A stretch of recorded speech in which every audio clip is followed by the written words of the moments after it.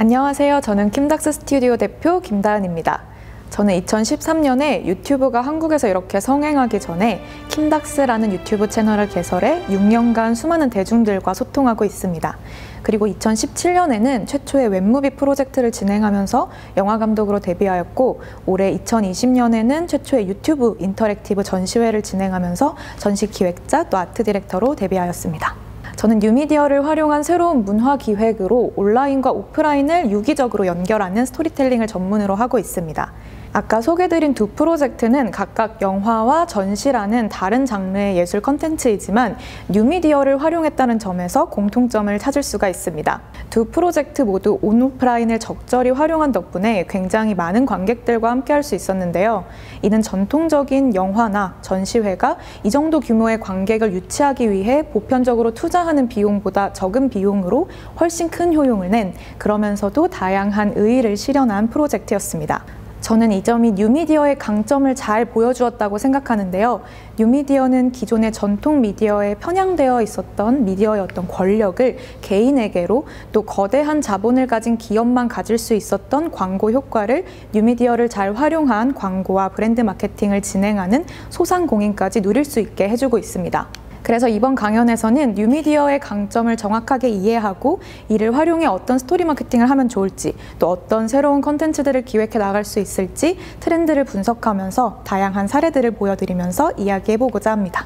저는 이 이야기들을 콘텐츠 제작자와 브랜드 운영자 두 가지 역할을 동시에 하고 있는 제 시선을 담아서 전달드리려고 합니다. 얼핏 보면 사실 두 가지는 굉장히 다른 영역이죠. 콘텐츠 제작자는 작품을 통해 관객에게 스토리를 전하는 사람, 브랜드 운영자는 자신의 물건과 가치를 사람들에게 효과적으로 판매하는 사람. 하지만 저는 이 두 영역의 경계를 뭉개줘야 한다고 생각합니다. 스토리텔링의 대가라고 불리며 많은 글로벌 기업과 컨텐츠 제작자들의 스토리텔링 자문을 해주고 있는 로버트 맥키 교수는 전통적인 광고가 몰락한다라고 말하면서 광고 중심의 마케팅에서 스토리 중심의 마케팅으로 가야 한다고 이야기합니다. 잘 만들어진 스토리는 사람들의 마음을 사로잡기 때문이죠. 그래서 저는 콘텐츠 제작자와 브랜드 운영자 모두 타겟한 관객, 소비자, 결국 사람의 마음을 울리는 것, 감동시키는 것, 그래서 동화시키는 것이 가장 중요한 부분이라고 생각합니다. 그래서 저는 다가오는 시대엔 더욱이 우리 모두가 스토리텔러가 되어야 한다고 생각하고요. 그렇기 때문에 이번 강연에서는 광고 콘텐츠와 예술 콘텐츠의 경계를 스토리텔링이라는 아주 큰 범주로 엮어서 이야기를 하도록 하겠습니다. 이 지점이 뉴미디어 환경에서 콘텐츠를 제작할 때 가장 필요한 유연한 사고와 또 직결되는 부분이기도 하고요. 그럼 MZ세대의 마음을 사로잡는 콘텐츠를 기획하는 방법들을 본격적으로 알아볼 텐데요. 그 전에 MZ세대에 대해서 정확하게 알아야겠죠. MZ세대는 밀레니엄 세대와 Z세대를 합친 말로 1980년대 초반부터 2000년대 중반까지 태어난 세대를 일컫는 말입니다.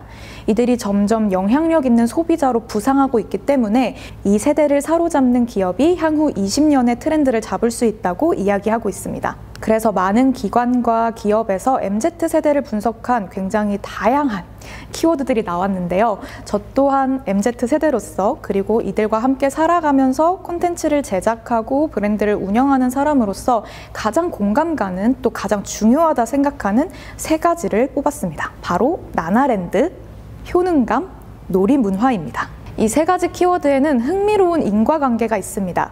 그래서 이걸 분석하면서 하나씩 살펴보도록 할게요. 먼저 첫 번째, 나나랜드. 나나랜드는 작년에 핫한 키워드로 떠올랐던 말이기도 한데요.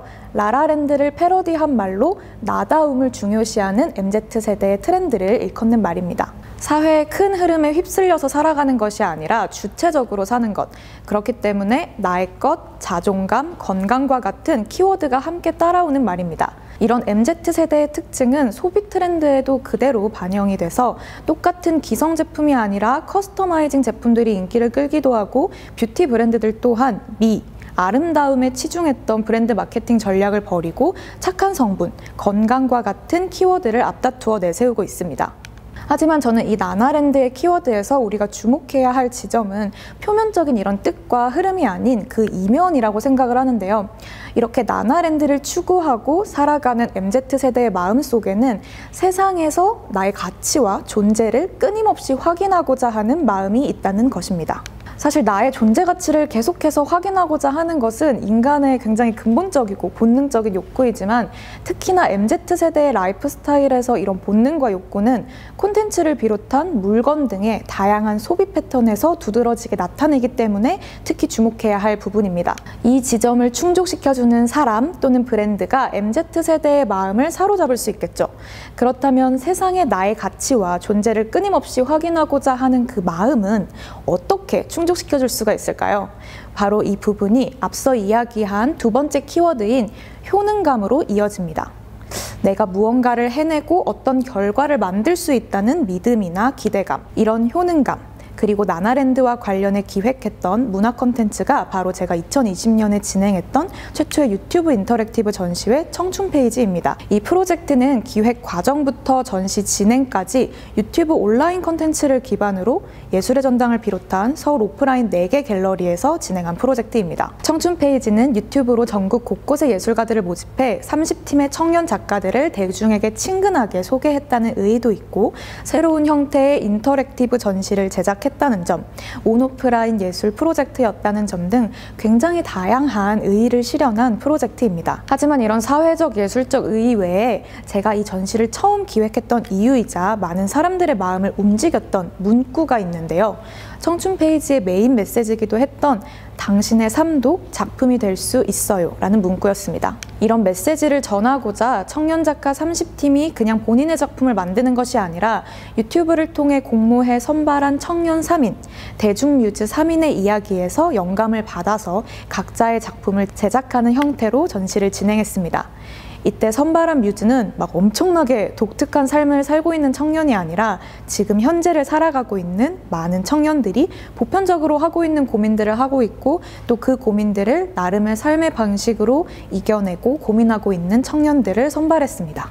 이렇게 주 타겟층이었던 MZ세대 관객들이 와서 전시를 관람할 때 나와 비슷한 고민을 하는 뮤즈의 이야기가 이렇게 멋진 작품이 되었네. 이를 통해서 그러면 비슷한 삶을 살고 있는 나의 이야기 또한 작품이 될 수 있구나 라는 생각까지 도달하는 것. 콘텐츠 자체로 각자의 삶을 살아가고 있는 개개인의 관객들에게 삶에 대한 효능감까지 느끼게 해주는 것. 이게 이 청춘 페이지라는 프로젝트가 갖는 수많은 의의 중에 사람들에게 가장 와닿고 가장 큰 힘을 발휘해준 부분이 아닌가 생각합니다. 그래서 이 콘텐츠 자체에 감동한 사람들이 많았기 때문에 저희가 전시를 진행하면서 따로 후기를 써달라든지 후기 이벤트를 한다든지 따로 광고비가 드는 활동들을 하지 않았었음에도 수많은 관객들이 자발적인 전시 후기를 써주셨어요. 그것도 짧은 어떤 단순한 인증 형태가 아니라 내가 무엇을 느꼈고 이게 어떤 전시였고 나의 삶이 어떻게 변화했는지까지 소중한 내용들이 담긴 긴 글들을 페이지 끝도 없이 적어주셨습니다. 저는 이런 결과가 이 콘텐츠를 통해 사람들이 자신의 가치와 존재를 세상에 확인받고 효능감을 느낀 덕분이라고 생각합니다. 특히 이번엔 이런 효능감을 높여주는 행사들도 오프라인과 온라인을 연계해서 함께 진행을 했는데요. 몇 가지 사례들을 함께 보여드릴게요. 먼저 쇼미덥. 기존의 작가와의 만남이 왠지 막 좀 차려입고 미술관에 가서 격식 있게 치러져야 될 것 같았다면 쇼미덥은 전시장의 자기 작품 앞에서 작가가 관객과 편안하게 만나는 미덥 형태의 시간입니다. 짧은 시간 동안 관객은 작가에게 직접 도슨트도 듣고 질문도 하면서 작가와 더 친근하게 소통할 수 있는 시간인 거죠. 또 일반적인 형태의 어떤 클래스 같은 것도 진행하였고 무엇보다 관객과 함께 작품을 만들어가는 형태의 행사들이 굉장히 새로웠고 또 크게 인기를 끌었는데요. 일러스트의 베리킴 작가님과 관객, 뮤즈가 함께한 작가님 작품 공간에 벽화를 그리고 또 무용의 이루다 이루마 작가님은 실시간 라이브로 전시에 출품할 작품을 관객들 앞에서 미리 선보여 완성하기도 하고 또 해와의 인정아 작가님은 저와 온라인 라이브 페인팅을 진행하면서 관객들과 함께 청춘 페이지라는 제목의 청춘의 초상 페인팅을 완성했습니다. 특히 이 행사는 우리가 1000명과 함께 그림을 그린다라는 개념이 사실 상상이 잘 안 되잖아요. 하지만 뉴미디어, 온라인 라이브 방송을 활용하면서 사람들이 실시간으로 이야기해주는 청춘하면 딱 떠오르는 색상들로 그림을 완성해 나가면서 6천여 명의 사람들이 방문해서 함께 했었습니다. 흥미로운 건 이렇게 온라인으로 작품의 일부에 참여한 관객들은 오프라인의 작품을 꼭 보러 온다는 거예요. 저는 이 지점이 오프라인 매장으로도 이어질 수 있는 부분이라고 생각합니다. 오프라인에는 관객 또는 손님을 맞는데 그 숫자의 한계가 있어요. 하지만 온라인은 그 한계가 없습니다. 온라인으로 많은 사람들과 소통하면서 오프라인과 연계된 이벤트 또는 행사를 기획해 사람들을 모아보세요. 단 이때 중요한 건 단편적으로 그냥 SNS 이벤트 이런 걸로 엮는 게 아니라 유기적으로 엮는 것입니다. 스토리가 정말 필요한 부분이죠. 고객 또는 관객 입장에서 내가 왜 이 오프라인 현장에 가야 되는지, 왜 가고 싶은지를 생각하면서 콘텐츠를 유기적으로 촘촘히 연결하고 큰 스토리를 만들면서 수많은 사람들과 함께 해보세요. 여기서 또 이어지는 부분이 바로 앞서 이야기한 세 번째 키워드, 놀이문화입니다. MZ세대는 판을 제대로 깔아주면 알아서 신나게 놉니다. 어떨 땐 판을 기획한 기획자를 막 뛰어넘기도 해요. 그럼 기획자는 그걸 같이 즐기면 됩니다. 저는 이게 진정한 놀이 문화라고 생각을 합니다. 관객 또는 소비자가 내가 만든 판에서 노는 걸 지켜보는 건 아주 1차원적인 놀이 문화이고, 기획자도 거기서 같이 놀고 즐기는 게 MZ세대의 놀이 문화를 좀 더 파고든 포인트입니다. 같이 놀면 우선 판을 만든 사람도 즐겁고, 이에 동참하는 사람들도 우와, 이거 만든 사람이 우리랑 함께하네, 내 이야기를 들어주네, 사장님이 아니면 대표님이 나랑 같이 노네. 여기서 즐거움과 신기함 또 효능감이 배가 되는 거죠. 내가 돈을 엄청나게 쏟아서 만드는 광고보다 같이 노는 문화, 요즘 유행하는 챌린지, 이벤트 이런 것들을 기획해서 함께하면 더 많은 사람들과 더 깊은 관계를 맺을 수가 있습니다. 또 좋은 사례가 있는데, 제가 작년에 CJ 다이아TV와 함께 뷰티 브랜드 론칭을 함께 했었어요.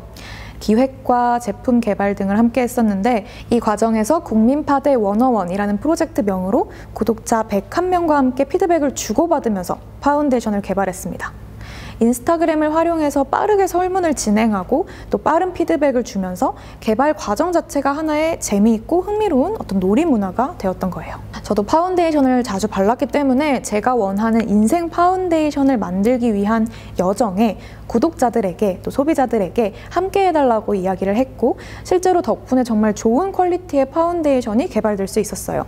그리고 이 과정을 함께 했기 때문에 소비자들도 기대감 같은 것들이 훨씬 상승할 수 있었고, 프로젝트 내내 꾸준히 사람들이 관심을 갖고 또 브랜드 자체에 대한 애정을 가질 수가 있었습니다. 덕분에 첫 브랜드 론칭이었음에도 사전 물량이 모두 완판되는 등 좋은 성과를 얻을 수가 있었습니다. 또 이를 만들어가는 과정에서 계속해서 유튜브 컨텐츠로 과정들을 소개하고 사람들과 이벤트를 진행하다 보니 청춘 페이지와 마찬가지로 많은 분들이 자발적인 사용 후기를 너무 재밌게 올려주셨어요. 파운데이션을 바르고 직접 에어로빅을 한 30분씩 해봤다든지 굉장히 재미있는 후기들이 많았습니다. 자연스럽게 브랜드에 대한 애정도도 많이 상승을 했고요. 이와 마찬가지로 제가 예전에 여성 정장을 제작할 때, 또 이번에는 2021년 플래너 같은 것들을 제작하면서도 저는 사람들의 이야기를 듣는 것을 좋아하고 무언가 함께 만든다는 효능감을 소비자들에게 주는 것도 좋아하지만, 사실 제가 이렇게 많은 사람과 함께하고 있다는 효능감을 또 스스로 느끼는 것도 너무 좋아합니다. 이런 부분에서 사람들은 진실성, 진정성을 느끼는 것 같고, 이걸 만드는 사람과 내가 함께 놀고 있다, 함께 즐기고 있다 라는 즐거움을 얻어서 이 킴닥스라는 브랜드를 더 좋아해 주시는 것 같습니다. 저희가 만드는 예술 컨텐츠는 물론이거니와 저희가 만드는 물건들에도 이런 식의 어떤 다 큰 흐름의 스토리가 있습니다.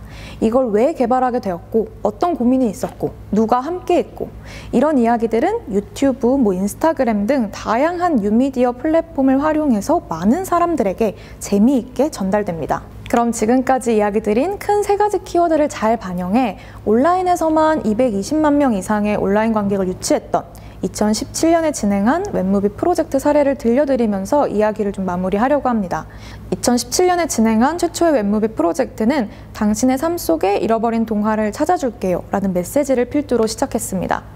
영화관에서 개봉하는 영화, 영화계에 있는 스태프들이 영화를 만들어서 관객에게 보여주는 영화, 이런 어떤 전통적인 틀을 깨고 뉴미디어의 장점을 10분 활용해서 시청자 영역에 있던 관객들 중에서 재능 있는 사람들을 영화 제작 크루로 선발하고 또 이 경계를 무너뜨리면서 완성 작품은 영화관뿐만 아니라 유튜브를 메인으로 개봉하는 새로운 프로젝트였습니다. 나의 삶과 일상을 돌아볼 수 있는 메시지, 그리고 내가 함께 할 수 있고 나와 또 비슷한 사람들이 이 프로젝트에 함께 했다는 효능감, 그리고 영화 컨텐츠와 함께 연계해 제작한 뷰티 컨텐츠들까지 볼거리와 즐길거리가 많았던 온 오프라인 연계 프로젝트였어요. 저희가 메가박스 코엑스점에서 이제 시사회를 하면서 오프라인으로도 관객들을 만나고 온라인으로도 이 과정들을 계속해서 보여주는 등 많은 사람들에게 저희 브랜드를 알릴 수 있었던 콘텐츠였기도 했습니다. 저는 이 강연을 보시는 많은 분들께 우선 지금까지 내가 갖고 있었던 어떤 틀들을 깨라고 말하고 싶어요. 뉴미디어를 통해서 수많은 장르들을 융합할 수 있고 더 이상 틀에 박힌 과정들로 콘텐츠나 광고를 제작하지 않아도 됩니다. 뉴미디어를 활용한 콘텐츠의 진정한 본질, 그리고 진정한 시작은 전략적으로 인스타그램의 좋아요를 하나 더 늘리는 게 문제가 아니라 유연한 사고를 탑재하는 것부터 시작합니다. 플랫폼을 정확하게 이해하고 내가 원하는 타겟층의 마음을 온라인으로 또 오프라인으로 다양하게 사로잡는 스토리를 만드는 것이 대규모의 광고 자본을 쓰지 않아도 사람들의 마음을 오랫동안 사로잡을 수 있는, 또 많은 사람들에게 좋은 영향력을 줄 수 있는 방법이라고 생각합니다. 이런 스토리를 만드는 과정에서 앞서 이야기 드린 키워드들과 사례들을 떠올리면서 나에게 맞는, 내 브랜드에 꼭 맞는 좋은 스토리를 개발하고 좋은 콘텐츠를 만들 수 있길 바랍니다. 마지막으로 여러분께 제가 최근 읽었던 글의 이야기를 좀 들려드리고 싶어요. AI 기술이 빠르게 진화하면서 이제는 인공지능이 인간만의 어떤 영역이었던 창작의 영역에도 도전하고 있다고 해요. 인공지능 아티스트가 그린 초상화가 경매에서 하나 5억 원에 낙찰되기도 합니다. 먼 미래의 이야기 같지만 사실 이미 2년 전에 일어났던 이야기입니다. 인공지능이 글도 쓰고 콘텐츠도 만드는 세상. 저는 이 글을 읽으면서 그런 생각이 들더라고요. 그렇다면 미래에는 더더욱 인간만이 할 수 있는 영역에서 빛을 발하는 사람이 각광받겠구나. 그렇기 때문에 사람의 감정을 건드리고 마음을 울리는 이야기, 그런 예술적 가치와 메시지들을 담은 장르를 융합한 새로운 구조의 이런 뉴미디어 프로젝트들이 필요하겠구나. 내가 만든 이야기와 콘텐츠 속에서 사람들이 진정한 가치를 찾고 또 즐겁게 살아갈 수 있는 어떤 힘을 전해주는 것. 콘텐츠의 진심 어린 마음과 내 삶의 가치를 담는 것이 앞으로 미래 사회에서 우리 각자가 가질 수 있는 가장 큰 경쟁력이 아닐까 생각합니다. 네, 감사합니다.